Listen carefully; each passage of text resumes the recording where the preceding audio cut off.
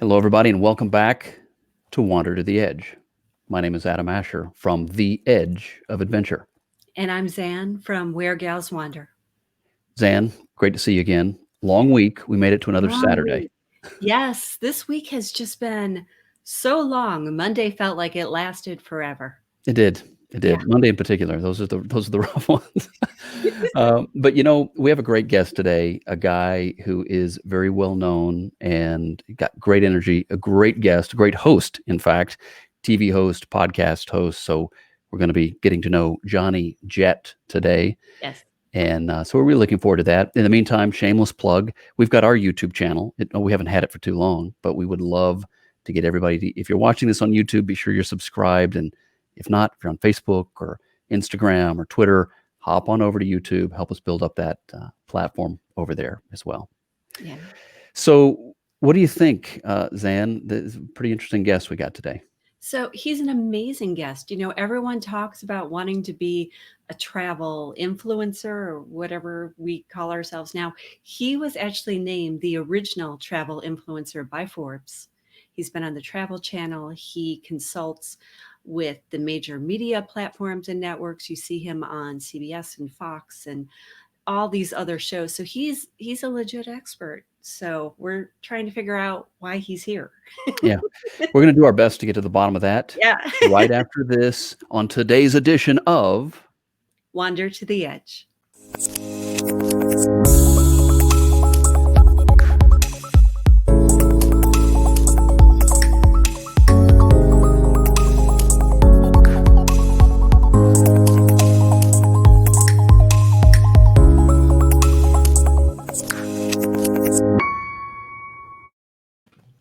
Johnny. Hey. Welcome Hello. to the program. Thank you for the nice introduction. Oh, Yeah. hey man, we're just super honored, man. You've done a lot. You've got a fantastic career and an example for so many people. So just thanks for taking the time to join Well, us. thank you. I got to tell you, I've been on a lot of podcasts and shows, and without a doubt, I don't know how you guys do it, but you are like the most organized and have the best graphics. I mean, this is incredible. I'm like, I've done CNN, Fox, all the major networks, and nothing's like this. I mean, you guys, congratulations. Well, thank you. Zan gets all the credit, and flattery will get you everywhere. So thanks, Yeah. Johnny. No, seriously. Well, I'm going to look into this StreamYard when we're done. Well, awesome. It's a great platform and great to have you. Great to have you on the show. Zan, I mean, gosh, where should we start? Where do we start? Because we got to try to put this in a context. And Johnny, what we do here isn't so much like an interview type of thing. We're here really, I think Adam and I want to learn from you, like how you got to this point that you're at today in your career, and reading through some of your stories. We just kind of want to know the guy behind the legendary handle of Johnny Jett. And Well, thank you. yeah, I got lucky because I started early. I really, I graduated college in 1995, and and the internet was brand new. It was really just coming out. My roommate in college in 1990 had the internet, and I was like, what? But in 95 was the first time I really had it. And it's when I took a job at a college where I was working as a college recruiter, and I was traveling all around. Actually, usually just travel locally, but everyone in the office quit. So all of a sudden I got all these territories, and we were on a tight budget. But in college, I was dating a girl whose parents lived in all over the world, and she only flew business class. And I never knew what it was like on the other side of that curtain. And actually, we never traveled very much growing up. But long story short, I went to Hong Kong. That was my first international trip with her in college, and I figured out a way to get a cheap business class ticket. And once you fly up front, man, it's tough to go in the back. And so when I took this job at the college, I was really learning different ways on how to fly like a rock star, but on like a pauper's budget. And I just started learning all kinds of tricks, and I was reading everything. I would ask questions to everybody because, I'd show up to the airport 2 hours early, stand in these long lines, sit in the back of the plane, have some nasty food. My bags would be the last off if they even came out. When I'm watching these business travelers just cruise right up the last second, check into a special line, have a fat seat, a good meal, and their bags either be first or they're not checking them. And I'm like, why can't I do that? And so I really just started learning, and I'd read books. And one of the books I read was Chris McGinnis's, like 101 travel tips or something. And then I was dating a girl who was friends with him. And I was like, what? You know, Chris McGinnis? And he kind of put me under his wing, and I learned a lot from him. And actually we went into business together. We had a travel Twitter chat until this whole pandemic took over. So to go back to the girl that you were dating. Yeah. My wife loves this subject. Yeah, I'm sure she does. So she's I'm kidding. an actual legit princess. Is that right? Well, she's not a legit princess, but her dad called her a princess, and she was treated Okay. like a princess. She only flew first or business. And I was like, what? There's no way I'm going to sit on my first international flight in the back of the bus while she's up front sipping champagne. But I couldn't afford a business class ticket, and her dad wasn't going to give me miles. So I found a consolidator, and I found a ticket to Hong Kong for $1,300, which was almost the same price as a coach ticket. And that was the start. I mean, man, once you go up front, again, you want to do it on a trans-Pacific flight, because you're like, man, you're treated better in the air than you are at home. So Johnny, given that there's so many different aspects of what you do, what's the part about this job and this career that you've built for yourself that you like the most, that you identify with this aspect of it more than anything else? You know, I think it's because I used to be afraid to fly. Not only afraid to fly, but afraid to leave the house. So between 18 and 21, you couldn't get me out of the house or even on a plane. It's a long story, but I was terrified of everything. And I made it out I grew up in Connecticut. Once I got over my fear, I went to school in California, which was my dream. Started dating this girl, and I can relate. I had so much fear, not only afraid to not only afraid to leave the country, but to leave the house. And I was always like, oh my God, if I leave this country, I'm going to get my head cut off. You know, you listen to the news and you're like, what? And I just remember my first international trip. I was like, I had this huge monkey off my back, and I actually felt safer overseas than I did at home. And I think I just want to make sure I know what it feels like to be afraid, not have the money or whatever to travel internationally. And as corny as it sounds, I truly believe that the more people travel internationally, the less prejudices there would be in the world. And so that's what I try to do. I try to get people out there and say, listen, what it is. I mean, some people, they can't travel because they're sick, or they're too old, or they don't have enough money. So I just try and figure out what that is. If it's not enough money, there's ways you can go around it. You can couch surf. You can not have that Starbucks every day for $5 and save up.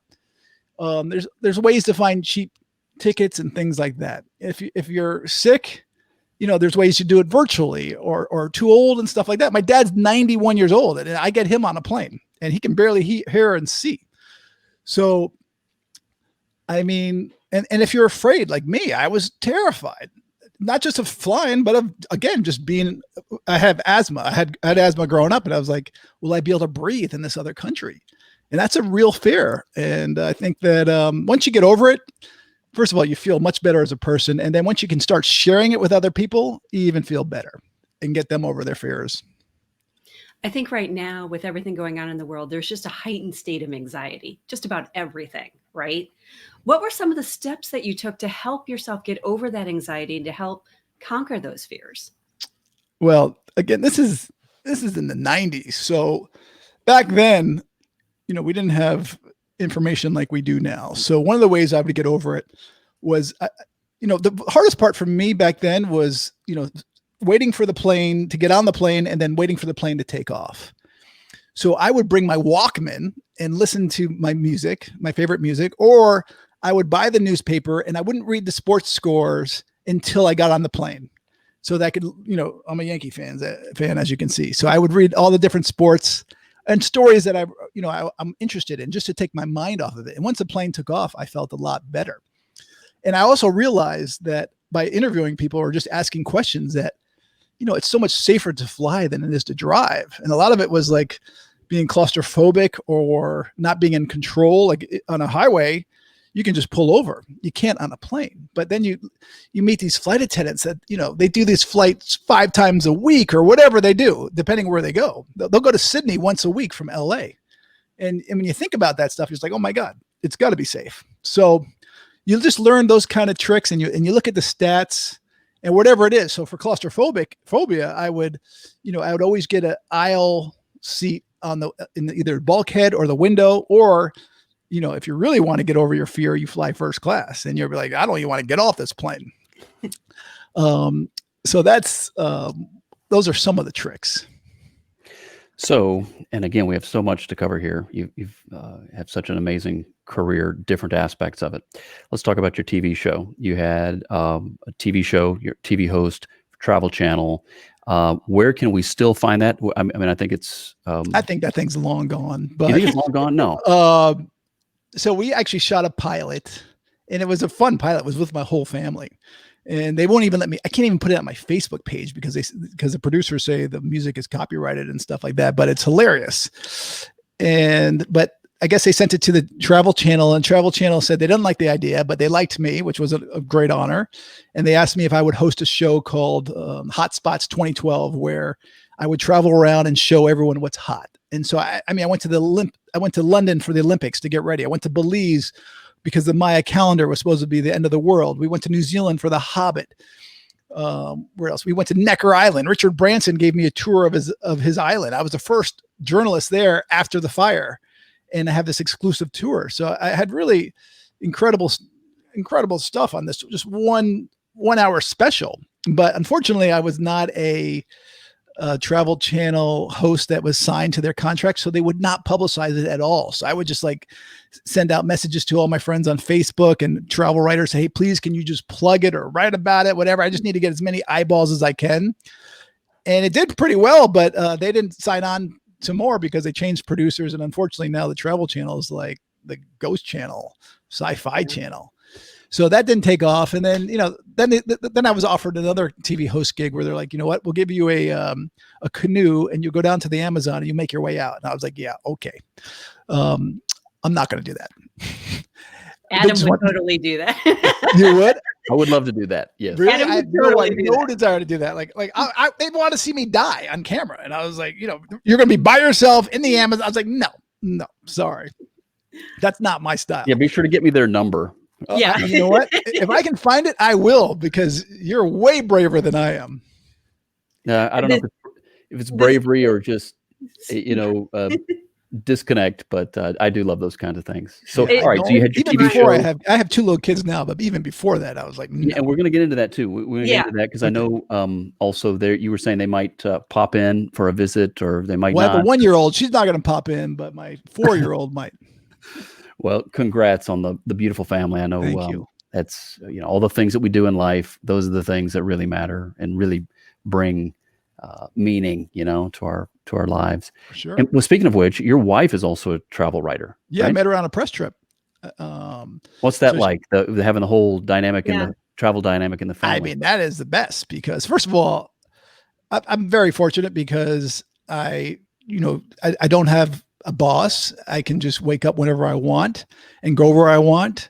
And when I met my wife on this press trip, unfortunately she worked for a big magazine. So she did have, she only had a certain amount of vacation days, but we always made sure that we could meet in different places. And we went to at least 65 countries together as a couple. And this is one way, we had someone else paying for it and we'd be able to hang out. And a lot of them even didn't know we were together in the beginning. Until one time, one of the hotels we were at, the person who ran the press trips, like, the maid said that Natalie's bed wasn't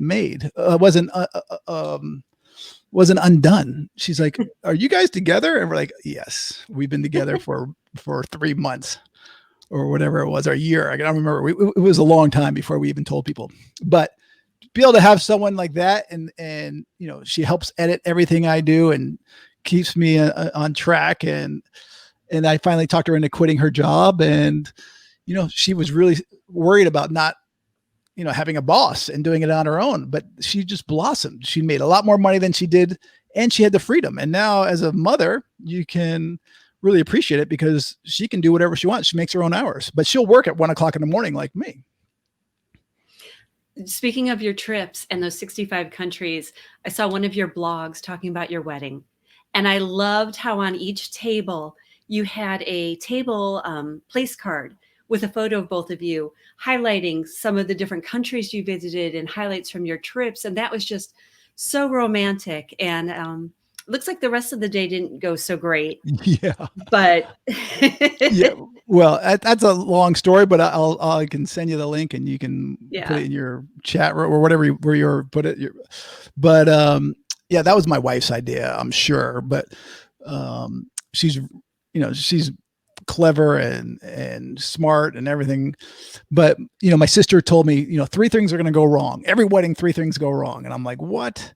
But turns out my sisters were right. And first of all, I'm having breakfast right before I'm going to get dressed, and I get a phone call saying my dad's second wife, after my mom passed away, he got remarried, and she's like, "Your father forgot his pants.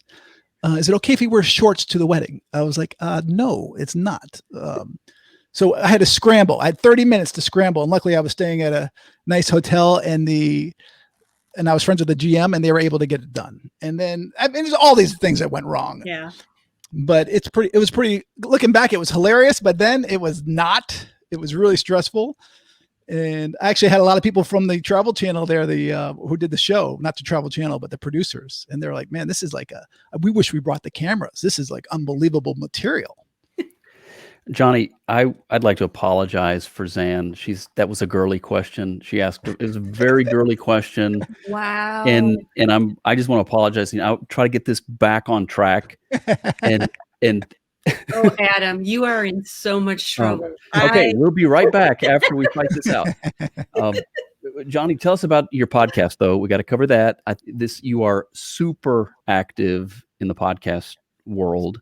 You have amazing guests that join you, and I just want tell us about the podcast. If they haven't heard of it, what is it? I've always wanted to do one, and I was like, I never have time. But once this pandemic hit, and the longest I ever went without being on a plane was 3 to 4 weeks, because I average like every 3 or 4 days. And then I haven't been on a plane now since February, and it's September. So, and I think it was April, I was like, you know what, I'm going to do it. And I just learned how to do Zoom, which was great. And I started asking some of my friends who I respect and know. So I had Josh Gates as my first guest, who hosts Expedition Unknown. And, if you look at that episode, you can see I'm like such a rookie. I'm looking down like at him in the screen and not in the camera like you're supposed to be. So it's embarrassing to even watch this thing. But then I got Andrew McCarthy, he's a big actor. I'm friends with him, and I've traveled with him. He's a big travel writer, and I met him on the road. Also, Samantha Brown, Rudy Maxa, Peter Greenberg, Jack Maxwell, some big time travelers. And it's, we just sit down kind of like this, and I just ask them 39 questions just to learn about their travels. And I also just started expanding a little bit and interviewing my friends who are traveling. Like two of my friends actually went down to Australia during COVID. So I'd interview them. What's it like, to fly to Australia? What's it like to quarantine there? What's it like in Australia? Things like that. We saw that you had one of our friends on, Darlene Newman, a couple weeks ago. She was on our show as well, too. But with the 39 questions, what's the question that you ask that typically gets the most interesting answer? I just had a reader send me an email the other day saying that their favorite question was like, what are their favorite apps, travel apps? Or I think it's usually, what's the most embarrassing moment? What was your worst travel moment? Which is kind of difficult to ask because you never know what could be their worst travel moment. And it's things like that, or their best travel tip. I that's what I like the best. I like to hear what other people's best travel tips are because I want to learn. And so those are interesting to me. And you definitely want to check out his work. The best place to get to know Johnny Jett, of course, is at johnnyjett.com. And as we get to know him today, different aspects of who he is and his great career, but he's an expert traveler, writer, TV and podcast host. And I would say, as I go back to the question we asked you a little bit earlier, you have a passion for travel and you have an appreciation for the barriers that get in the way. Maybe it's financial, maybe it's psychological or fear of some kind. And you help through your platform. You help to equip people to get past those barriers. You have also, however, written a book. Tell us about your book. Well, it's an old book, and I need, that's 2004 or 2003 maybe. So that book, don't even look that one up. And actually, it's on the bookshelf behind me. Let me see if I can grab it real quick. Oh, there goes my shelf. Okay, hold on. Let me zoom out. I wish I could do the replay and see. There that. you go. All right, hold on. Anyway, so I actually had a Hold guy. it up there one more time. Let's hold the book up there one more. Okay. All right, there it is. Yep. Ladies and gentlemen, Ta-da. you are here traveling with JohnnyJet.com. So, when I first started out, my website, it was a portal. When I created it first of all, I created my newsletter in 1995 and my website in 1999. And when I created it was never to make money. It was never to keep people on my website like people try to do now. It was really to show people what's out there. So to get them out, no matter what they're into, family travel, gay travel, budget travel, I'd have links to everything. I'm talking everything. And so this one guy said, "Hey, I'd like to write a book about your website." I'm like, "Really?" So it's really like an encyclopedia. And I thought it was going to be a joke. And he wrote about 90% of it. I only wrote about 10% of it. But next thing you know, Reader's Digest is recommending it. People are asking me to go on radio and TV. So that's a tip for you guys if you don't have one already. But once you write a book, you automatically become a professional. So, and that's how you get on these networks and things like that. So my first news network, I think my first national one was Fox News, and which was a whole interesting experience. But, once you get these books, they start booking you. So I'm actually working on another one. I have 2 little kids, so I've been taking my time, but it's a great way to get out there and get exposure. I think one of the most recent appearances that you made was talking a little bit about like the future of the travel industry now, given everything that's going on and the impacts that it's going to have not only on the hospitality industry, but on the travelers. What are your thoughts there? I mean, no one really knows, but I think that, if the experts are right and they say this is going to be around for a while, which I pray it's not, but if they don't have a vaccine, and if they do have a vaccine, not everyone's going to take it. So it's not going to be effective. So the only way that really people are going to be able to get out and about is wear a mask, which I'm not sure how it became political, but wear the mask, which I actually love and used to do before this whole pandemic. I used to always wipe down my seat and people would look at me like I'm crazy. But, traveling around Asia, you learn that people wear their masks, especially if they're sick. And when I was flying, if I had a cold or I was at a conference, I'd put a mask on. And you could just feel the eye darts. And I'm like, I'm trying to help you. But I think that what's going to change it is accurate, rapid testing. So anytime before you get on a plane or cruise ship, when you get off at a destination and you get these, less than a minute tests and they're accurate, people will come back to travel because they'll feel a lot more comfortable and it will bounce back. It won't be like it was, but it will get there. It will get close to it. I mean, all the industry analysts are expecting like 2025 now, I think, for the pre-COVID levels. It keeps changing. First it was 2023, then 2024. Now they're saying 2025. And I knew it was going to be bad when back in March or April, one of my friends who was a big executive at a hotel company was like, "Listen, we're not even trying to get meetings and conventions business for this year or next year." And I was like, "What?" They're going for 2022. And I think those meetings and conventions, by the way, will not be as big as they were. I think that they'll have them, but they'll be much smaller. And that's not a bad thing. I mean, I think it'll be more personalized and you'll get to know people better. Going to these huge conferences, which I do all the time, and I would speak at a lot of them. You really get to meet people, or if you do, it's just for a second. This time it might be more quality. Yeah. Well, without a doubt, we all know it's understatement of the year to say that COVID-19 changed things. But like you're talking about, a lot of that industry, I don't know that it ever will come back completely. It's going to have to grow and change. And now, what I've noticed this year, whereas prior to COVID-19, at least in my world, people would want to either, do a phone call or meet in person. And if it was really important, they'd want to meet in person. But now, because that was sort of taken away from us, we did a lot of the video conferencing for work and for business and for important meetings and meets where you're getting to know somebody. Now I just feel like the population is so much more willing to do so like this, like we're doing, right? To actually have a video conference.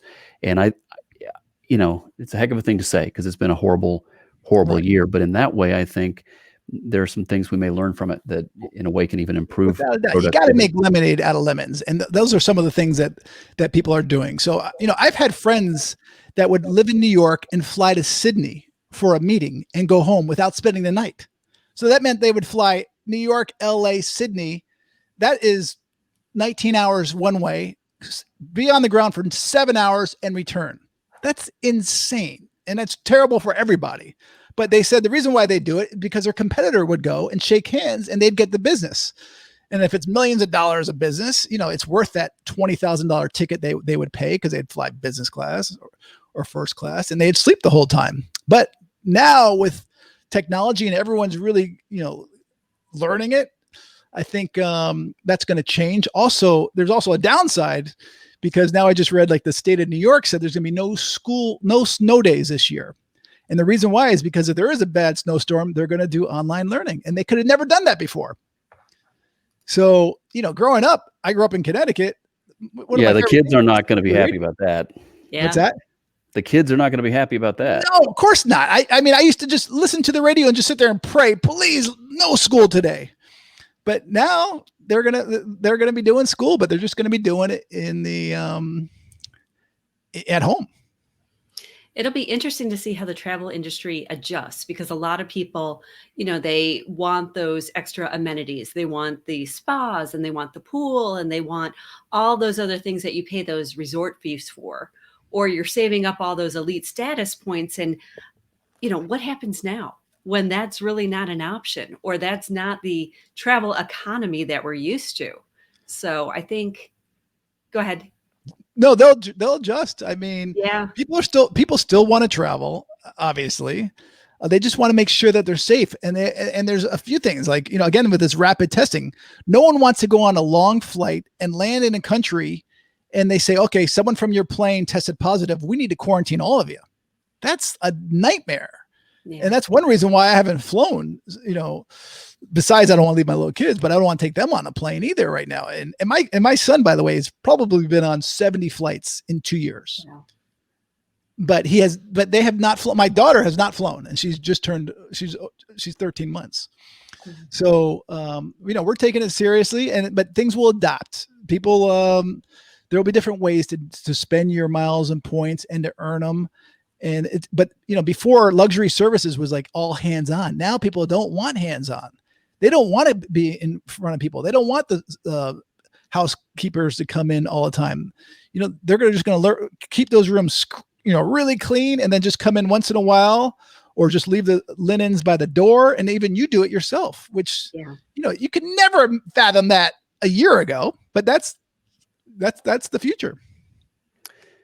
Johnny from JohnnyJet.com, our guest today here on Wander to the Edge. Okay, so Johnny, we've talked. You've got your family. You're writing a book. You're managing this platform that you've built, the podcast and all these other projects. What's next? Is there what should we be looking forward into the future for Johnny Jet, JohnnyJet.com? I don't know. Because of this global pandemic, you just don't know what the future is. I mean, I'm hoping that times change. I mean, once March hit around, like all my sponsors just fell off the cliff. I mean, everyone just stopped spending money on marketing or publicity or anything. So I'm hoping that's going to slowly start turning around. But I've been advocating people, stay home, listen to the experts, and be safe. The most important thing is to be safe, healthy, and happy with your family and friends, and it will bounce back. It's just, when will it bounce back? And we will get back there. And you know what? Hopefully it'll be better. I mean, hopefully all these experiences will be better. The planes will be cleaner. They'll be more comfortable. You gotta love flying right now. I have an empty middle seat next to you on 4 different airlines, and the planes, I hear, are spotless. People are more considerate. I mean, even before this pandemic, I would carry the mask because I'd have a passenger next to me sneezing or coughing without covering their mouth. I mean, that's unheard of. You do that today, you'll get shot on a plane. So I think it's going to adapt, and it's all going to work out for the best. And we just got to get through it. Well, Johnny, it's been fantastic to get to know you. I mean, I think we could probably talk for another hour. I know you're short on time, but I just want to thank you for taking time out of your Saturday to spend it here with us, to get to know you, and for all of the people following us and that, want to get to know you. We want them to go look you up, johnnyjet.com, and you're on YouTube as previously established. Also fantastic social media accounts over on Instagram and Twitter. Everybody can find you at Johnny Jet. And then on Facebook, it's Johnny Jet 747. One T. I'm not related to Joan Jett. So one T, Johnny Jet. But dude, I've got it up here right though, right? No, you do. Okay. I'm just teasing. Believe me, it's quite possible to make one of those. Hey, you guys have been great. Thank you again for having me on, and I look forward to listening to it. And I wish you had a button right now here where I could just subscribe to your YouTube channel, which I'll do when this runs. Well, we're going to work on that. Yeah, YouTube, Facebook, Instagram, Twitter. All right, Zan, will you write that? Get a button, find a button, and we're going to need to get the button on the screen. So make it easy. But we appreciate you, Johnny. Thanks everybody for joining us today for another edition of Wander to the Edge. It's always awesome. We learn something every time. We get to meet all these great people every time. And during this program, we talked a good bit about COVID because it has affected all of us. It's affected travel. It's mostly been a bad thing, right? I mean, we think of it as being a bad thing, but we've learned very important lessons from it. And, Johnny, I know all of us are looking for ways to thrive under the new conditions and to get back to travel, because I know, again, this is my biggest takeaway from our conversation today with you, is just identifying what the barriers are for people. What are the barriers to travel? Because you tell us that it's good for us to travel. I think, it's good for us to get to know cultures and people, and to see that despite all of our differences, we're so much the same and we're all brothers and sisters. So that's awesome. So don't let the things that keep us from traveling stand in the way long term. So power to you. I stand behind that vision. I appreciate your time and just coming on the show today. Thank you. Another important lesson is not to tell Zan that she asks girly questions. Yeah, that's going to be a problem. Yeah. But you know what? Thanks to COVID, she can't come over here. She's stuck on the West Coast. I'm over here in Atlanta. I'm good. I think I got a 50-50 shot at surviving. Yeah. And thanks to editing, you can cut that out. Yeah, but I don't think I will. I like it. Guys, you're awesome. I appreciate getting to hang out with everybody today. Johnny, we'll see you again soon. We'll have to, we'll keep up with you, of course, and we'll check back in with you in a few months and see how you're doing and get that update. Take care. Thank you. Thank you, Johnny. And Zan, this is your turn to just take us away and say the magic words, and then we're going to roll the outro. Thanks for joining us today on Wander to the Edge.